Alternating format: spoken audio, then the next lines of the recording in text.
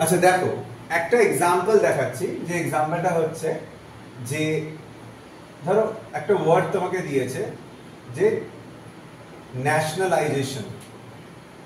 Nationalisation, this is the word given, nationalisation. তো মরফোলজিতে সবার আগে আমাদের যেটা ভাবতে হবে, what should be the root word. এখানে রুট ওয়ার্ড কি হবে? এখানে রুট ওয়ার্ড নেশন হবে, এবং এইটার পর নেশনকে আর ভাঙা যাবে না, ব্রেক করা যাবে না। ইজ দ্য স্মলেস্ট, ওই যে বলেছিলাম minimal meaningful unit, smallest meaningful unit কোনটা হচ্ছে? নেশন। ওকে, এবার তোমরা যখন অ্যানালিসিস করবে তোমাদের মনে ভেবে নিতে হবে যে প্রত্যেকটা স্টেপ কিভাবে নেশন থেকে ন্যাশনালাইজেশন এলো। তো নেশন থেকে প্রথমে কিভাবে এসছে আমি উল্টো দিক থেকে দেখাচ্ছিল। নেশন থেকে ন্যাশনাল হয়েছে প্রথমে, ঠিক আছে, ন্যাশনাল থেকে আবার ন্যাশনালাইজ হয়েছে, ন্যাশনালাইজ হয়েছে, ন্যাশনালাইজ থেকে ন্যাশনালাইজেশন হয়েছে, ন্যাশনালাইজেশন। ঠিক আছে, এবার প্রত্যেকটা স্টেপ ভালো করে ভাবো, ঠিক আছে? আমি যাকে জিজ্ঞেস করবো সেটা বলবে। নেশন মানে এটা কি পার্টস অফ স্পিচ? নেশন দেশ, বলো। নাউন, রাইট, নেশন হচ্ছে noun. National adjective, right, national হচ্ছে অ্যাডজেক্টিভ, রাইট। ন্যাশনালাইজ লাস্টে IZ is verb, very good, verb. লাস্টে টিআই হয় নাউন। তাহলে দেখো প্রত্যেকটা স্টেপেই চেঞ্জ হয়েছে, তো পরিবর্তন এসেছে, তাই না? নেশন থেকে ন্যাশনাল পরিবর্তন হয়েছে। আচ্ছা, কোন সাফিক্সটা যুক্ত হয়েছে? অ্যাল। আচ্ছা, এই যে অ্যাল যুক্ত হয়েছে, অ্যাল কি ধরনের সাফিক্স যদি আমি প্রথমে বলি? ইনফ্লেকশনাল না ডিরাইভেশনাল? প্রথমে এটা ভাবো, ডিরাইভেশনাল হবে। ইনফ্লেকশনাল হবে না, কেন হবে না? ইনফ্লেকশনের যে ক্ষেত্রটা সেটা খুবই ছোট, সেটা শুধুমাত্র পিএনজিটির ক্ষেত্রে হয়, পার্সন নাম্বার জেন্ডার টেন্স। এখানে ভেবে দেখো তো কোথাও person number gender tense change হচ্ছে? হচ্ছে না। যে সমস্ত ওয়ার্ডে আমরা এক্সাম্পল হিসেবে করছি, প্র্যাকটিস করছি, সেখানে পার্সন নাম্বার জেন্ডার টেন্স খুব রেয়ারলি আসছে। তাহলে ইনফ্লেকশনাল মরফোলজি মানে দূর দূরান্ত কোনো সম্পর্ক নেই এখানে। এখানে শুধুই একটা জিনিস আছে, সেটা হচ্ছে ডি, ডি ফর ডিরাইভেশন।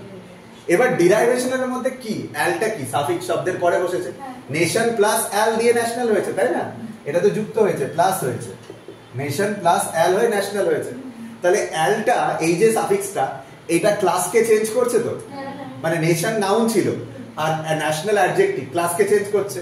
তাহলে এটাকে আমি কি লিখবো? এই অ্যালটাকে লিখবো সি, সি মানে ক্লাস চেঞ্জিং। আর এটা এতক্ষণ আমরা কি বুঝলাম যে ডিরাইভেশনাল সাফিক্স, অবশ্যই সাফিক্স, তাহলে ডিএস হয়েছে। এবার পরের স্টেপে যায়, ন্যাশনাল। ন্যাশনাল মানে জাতীয়, সেটা অ্যাডজেক্টিভ একটা। ন্যাশনালের সাথে এখানে কি অ্যাড হয়েছে? আইস। এখানে কোন সাফিক্সটা অ্যাড হয়েছে? আইস। এই আইসটা যে যুক্ত হয়েছে, এর ফলে একটা অ্যাডজেক্টিভ ভার্বে পরিণত হয়েছে। তার মানে পার্টস অফ স্পিচের চেঞ্জ হয়েছে, মানে ক্লাস চেঞ্জ হয়েছে। তাহলে সিসি লিখে ফেলবো, মানে ক্লাস চেঞ্জিং। আর এটা ডিরাইভেশনাল সাফিক্স। এখানে কোথাও পার্সন নাম্বার জেন্ডার টেন্স নেই। এইটা হলে আমরা ইনফ্লেকশনাল কথা বলবো, ইনফ্লেকশনাল সাফিক্স। এটা হলে ইনফ্লেকশনাল শুধু সাফিক্সই হয়, মানে আইএস। কিন্তু এখানে ইনফ্লেকশনাল সাফিক্সের কোনো ব্যাপারই নেই, ঠিক আছে? তো আমাদেরকে ইনফ্লেকশনাল সাফিক্স সম্পর্কে এখানে জানতেই হবে না। আমরা যেটা জানবো সেটা হচ্ছে ডিরাইভেশনাল সাফিক্স সম্পর্কে, which is changing the parts of speech, that is the class, and deriving new words.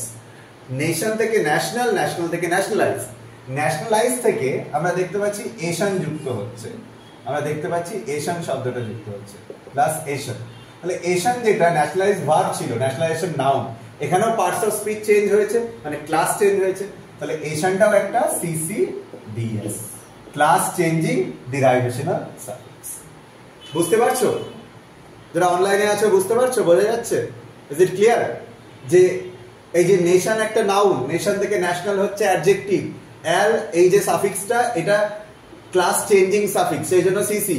আর কি ধরনের সাফিক্স? এটা ডিরাইভেশনাল সাফিক্স, ওয়ার্ডকে ডিরাইভ করছে। সিসিডিএস ক্লাস চেঞ্জিং ডিরাইভেশনাল সাফিক্স, এটাও সিসিডিএস ক্লাস চেঞ্জিং ডিরাইভেশনাল সাফিক্স। কারণ আইজ ন্যাশনাল, ন্যাশনালকে আইজ এর সাথে যুক্ত হয়ে ন্যাশনালাইজ হচ্ছে। Clear? Is it clear to everyone? বোঝা যাচ্ছে তো? ওকে, না বুঝতে পারলে বলবেন একটু। ওকে, আচ্ছা, এবার এটা হচ্ছে একটা টাইপ। এরকম আরো অনেক টাইপ রয়েছে যেগুলো আমাদের করতে হবে। যখনই তোমাদেরকে কোনো একটা, ধরো ওয়ার্ড দেওয়া হবে, সেই ওয়ার্ড যখনই দেওয়া হচ্ছে, what you need to see is that whether you are being able to identify the root word or not. ঠিক আছে? তো ধরো আমি একটা ওয়ার্ড দিচ্ছি,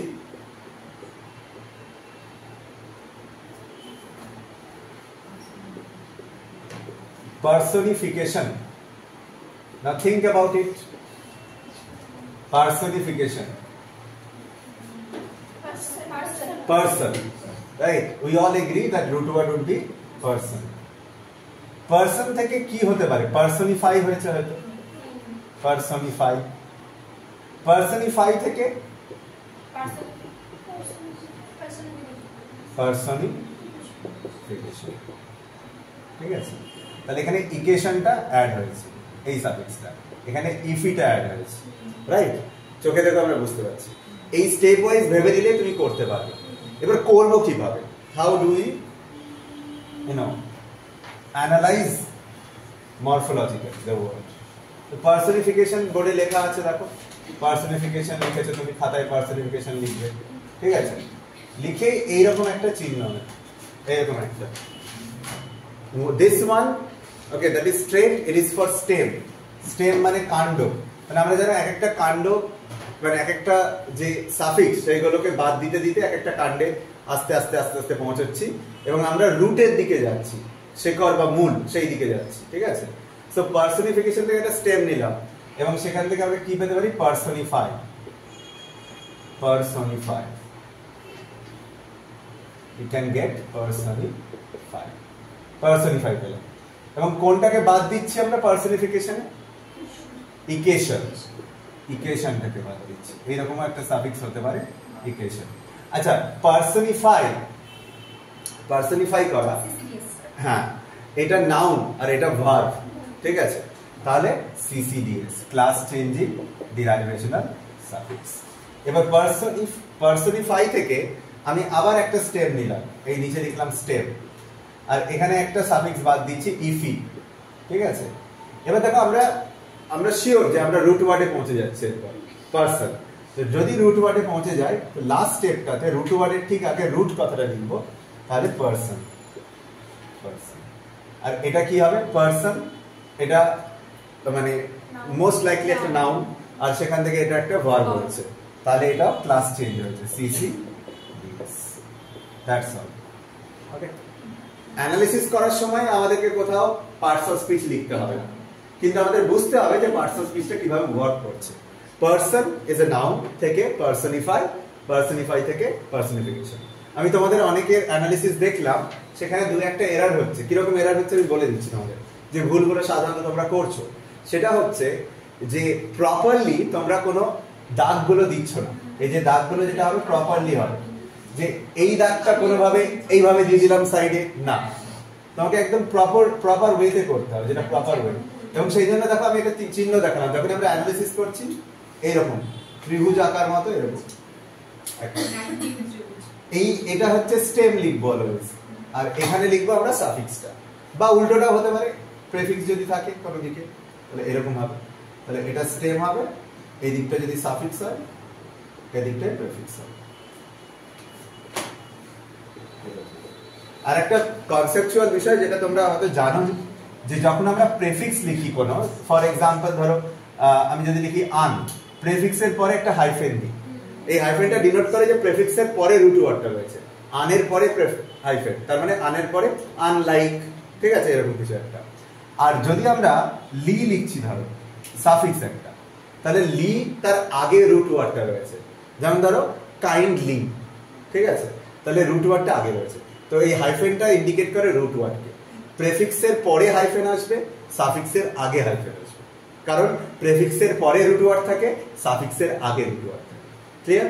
আচ্ছা, এই দাগগুলো ঠিকভাবে দিতে হবে এবং যে লাইনে দিতে হবে, দেখো এখানে রুট ওয়ার্ড যেখানে আছে তার থেকে একটা স্টেপ নিচে সাফিক্সটা হবে, ওয়ার্ড যেখানে আছে একটা স্টেপ নিচে সাফিক্সটা হবে স্টেমের লাইনে, আর ফাইনালি ওয়ার্ডটা পেয়ে গেলে তার আগে রুট লিখবে।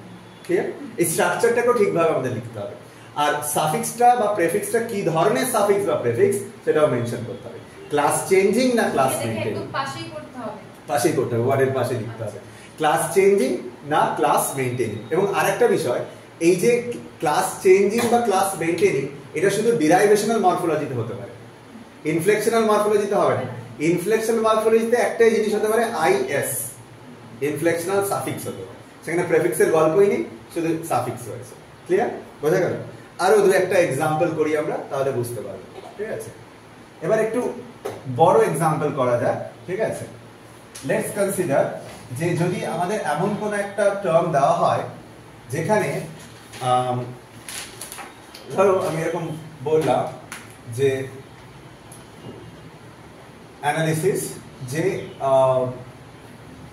লেটস কনসিডার যে ice cream stalls, ice cream stalls S রয়েছে। ঠিক আছে, আইসক্রিম স্টলস, এখানে রুট ওয়ার্ড কটা? তিনটে। কি কি? আইসক্রিম আর স্টল। ঠিক আছে, এবার এখানে একটা এস রয়েছে, দেখো লাস্টে স্টলস রয়েছে, মানে প্লুরাল রয়েছে। তো প্লুরাল যদি থাকে তাহলে আমরা এটাকে লিখবো প্রথমে অ্যাফিক্সেশন, মানে একটা অ্যাফিক্সেশন রয়েছে, এবং অ্যাফিক্সেশনটাকে প্রথমে রিমুভ করব, বাদ দেব। তো এই অ্যাফিক্সেশনটা এসটাকে বাদ দিলাম আমরা, এবং এই এসটা কি? এটা পারসন নাম্বার, আইএস না নাম্বার, নাম্বারকে চেঞ্জ করছিল। তো একটা আইসক্রিম স্টল, অনেকগুলো আইসক্রিম স্টল, তাহলে প্লুরাল মার্কার লিখতে পারি এবং আইএসও লিখব। ইনফ্লেকশনাল সাফিক্স, অবশ্যই ইনফ্লেকশনাল সাফিক্স, হ্যাঁ, এবং পাশে প্লুরাল মার্কারও লিখে দিতে পারি। প্লুরাল মার্কার প্লুরাল আইডেন্টিটিটাকে মার্ক করছে। বোঝা গেল? ক্লিয়ার? আচ্ছা, এই যে অ্যাফিক্সেশন লিখলাম, এরপরে কি পাচ্ছি আমি? এটাকে বাদ দেওয়ার পর আইসক্রিম মানেই হচ্ছে অ্যাটাচমেন্ট। যদি কোনো এস অ্যাটাচ থাকে তখন সেইটাকে আমরা বলবো। ঠিক আছে, এস যদি অ্যাটাচ থাকে, এরকম প্লুরাল ফর্ম। ঠিক আছে, অ্যাফিক্সেশন কথাটা মানে হচ্ছে অ্যাটাচমেন্ট, যেমন সাফিক্স একটা অ্যাটাচমেন্ট, প্রেফিক্স একটা অ্যাটাচমেন্ট, রুট ওয়ার্ডের দিক থেকে দেখলে। আচ্ছা, এবার আইসক্রিম স্টল পেলাম। আর একটা মরফোলজির অ্যানালিসিস করার সময় তোমরা অনেকে রুট ওয়ার্ডকে আইডেন্টিফাই করতে পারবে, একটু ধৈর্য দরকার, পেশেন্স দরকার, এবং পুরো খাতা ভর্তি করে অ্যানালিসিসটা করতে হবে। কোনো শর্টকাট টেকনিক নেই যে আমি আইসক্রিম স্টলকে তিনটে ভাগে ভাগ করে দিলাম, আইসক্রিম স্টল হয়ে গেল, না। আমরা স্টেপ বাই স্টেপ যাবো, প্রত্যেকটা স্টেপকে বুঝবো। যে একটা যদি অ্যাটাচমেন্ট থাকে, প্লুরাল ফর্ম থাকে, তাহলে আইসক্রিম স্টলস থেকে আইসক্রিম স্টল অবধি এলাম। তোমার মনে হতে পারে যে অনেক কিছু লেখার পর শুধু এসটাই বাদ গেল, একটাই লেটার বাদ গেল, কিছুই বাদ গেল না, এটা মনে হতে পারে, কিন্তু ধৈর্যটা রাখতে হবে। আইসক্রিম স্টল, এবার যখন অ্যানালিসিস করবে নিজের মাইন্ডসেটটাকে এভাবে তৈরি করো যে আমি এবার অন্য কোনো কিছু দেখবো না, শুধু আইসক্রিম স্টলটাকে দেখবো, আর কোনো কিছুকে দেখবো। এবার ভাবো, এই যে আইসক্রিম স্টল রয়েছে, এই আইসক্রিম স্টলটা কি? অ্যাকচুয়ালি একটা কম্পাউন্ডিং, কারণ এখানে অনেকগুলো রুট ওয়ার্ড আমরা আইডেন্টিফাই করতে পারছি, অনেকগুলো ইন্ডিপেন্ডেন্ট ওয়ার্ড আইডেন্টিফাই করতে পারছি। আইস, ক্রিম আর স্টল, তো আমরা কম্পাউন্ডিং কথাটা লিখলাম। ঠিক আছে, কম্পাউন্ডিংটা সব জায়গায় লিখবো না, যদি এমন কোনো ওয়ার্ড থাকে, হ্যাঁ, যেমন tight rope walker, tight rope walk, আমরা বুঝতেই পারছি যে এখানে অনেকগুলো শব্দ রয়েছে, মৌলিক শব্দ রয়েছে, দিয়ে একটা কম্পাউন্ড তৈরি হচ্ছে, আইসক্রিম স্টল। এবার আমরা দুটো স্টেমে ভাগ করব। এবার এই ডিভিশনটা কিরকম হবে? এই যে দুটো স্টেমে ভাগ করব, আমরা তিনটে আলাদা আলাদা স্টেমে ভাগ করতে পারবো না। তো আমরা আইসক্রিম কিরকম ভাগ করব? যে আইস আর ক্রিম স্টল, না আইসক্রিম আর স্টল? আইসক্রিম আর স্টল। তাহলে কম্পাউন্ড থেকে আমরা দুটো স্টেম নিয়ে নিলাম, একটা স্টেম, একটা স্টেম। একটা স্টেমে আমরা কি লিখবো? স্টল। আর একটা স্টেমে কি লিখবো? আইসক্রিম। ওকে, ব্যাস, এই স্টেপে গিয়ে আমরা থামবো। ঠিক আছে, একদিকে হচ্ছে আইসক্রিম, একদিকে স্টল। এবার তুমি ভাবো, পরীক্ষায় তোমাকে শুধু স্টলটার অ্যানালিসিস করতে দিয়েছে, তো স্টলের রুট ওয়ার্ড কি হবে? স্টলই হবে। তাহলে আমি কি লিখবো? আবার স্টেম লিখবো, রুট লিখবো এবং স্টল লিখবো, হয়ে গেল, একটা রুট ওয়ার্ড বের করে ফেললাম। এবার আইসক্রিমটাও তো একটা কম্পাউন্ডিং, তাই না? কারণ এটাও তো একটা compounding, right? Ice cream is also compounding. তাহলে আমরা যেটা করব, যে এই যে আইসক্রিম রয়েছে, এটাকে আমরা দুভাগে ভাগ করব। ঠিক আছে, ইয়েস, এটাকে দুভাগে ভাগ করব। তাহলে আবার দুটো স্টেম নেব।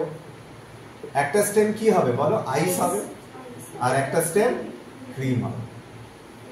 এবার আইসটাকে ভাগ করব, স্টেম রুট আইস, স্টেম রুট আইস।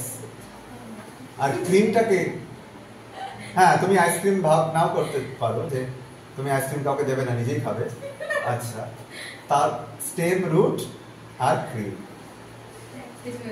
ঠিক আছে, হয়েছে? আচ্ছা, তাহলে আইস, ক্রিম আর স্টল। যখন তোমার আনসার চেক করা হবে তখন দেখা হবে তুমি তিনটে রুট ওয়ার্ড ফার্স্টে আইডেন্টিফাই করতে পেরেছো। আইস, ক্রিম, স্টল।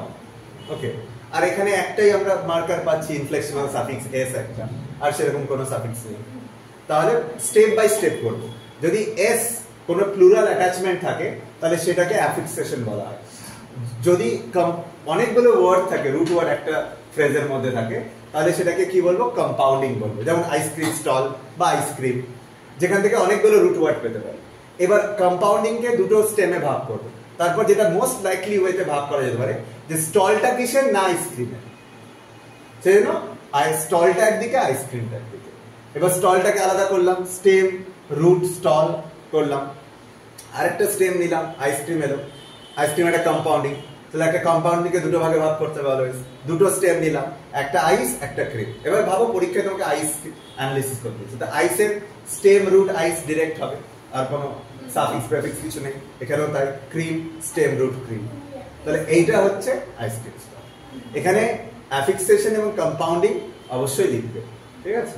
আর প্রত্যেকটা স্টেপে স্টেমটাও লিখতে হবে। যখন আমরা অ্যানালিসিস করছি প্রত্যেকটা স্টেপে স্টেম লিখতে হবে। এবার যেমন এখানেও আমাদের স্টেমটা লেখা উচিত, এখানেও স্টেম লেখা উচিত। এটা তো অ্যাফিক্সেশন প্রথমে যেটা দিয়েছে, এটা একটা স্টেম পেলাম, আর এখান থেকে এটা এস আলাদা হয়েছে, তো এখানেও স্টেম লেখা উচিত। হ্যাঁ স্যার বলছি না, এটা টপ করা যাবে। স্যার অ্যাফিক্সেশনটা কি শুধুমাত্র সিঙ্গুলার প্লুরাল মানে নাম্বারের ক্ষেত্রে থাকে? হ্যাঁ, অ্যাফিক্সেশন ইউজুয়ালি প্লুরাল মার্ক করके ডিনোট করে। इसका হচ্ছে কিন্তু অ্যান্টিটা হলো না কেন? হ্যাঁ, অ্যান্টিটা হলো না কেন? এই যে অ্যান্টি ইন্ডিয়ান দিয়েছিলেন না? হ্যাঁ, ও অ্যান্টিটা বললেন না। অ্যান্টি তো কোনো প্লুরাল মার্কার না। সেটা তুমি রেখে দেবো স্টেপ রুট। না, অ্যান্টি তো অ্যান্টি ইন্ডিয়ান। হ্যাঁ, করে দেখাচ্ছি। এটা বোঝা গেছে? ক্লিয়ার? আচ্ছা, অ্যান্টি তো একটা প্রেফিক্স, অ্যান্টি তো একটা প্রেফিক্স। এখানে তো এটা প্লুরাল মার্কার না। প্লুরাল মার্কার মানে এস, যখন এস দিয়ে মার্ক করছি, ঠিক আছে? অ্যান্টি ইন্ডিয়ান, ঠিক আছে? Let's do this, anti Indian, ঠিক আছে? অ্যান্টি ইন্ডিয়ান এটা অ্যানালিসিস করা যাবে, ঠিক আছে? দেখো আস্তে আস্তে প্রথমে আমরা যেটা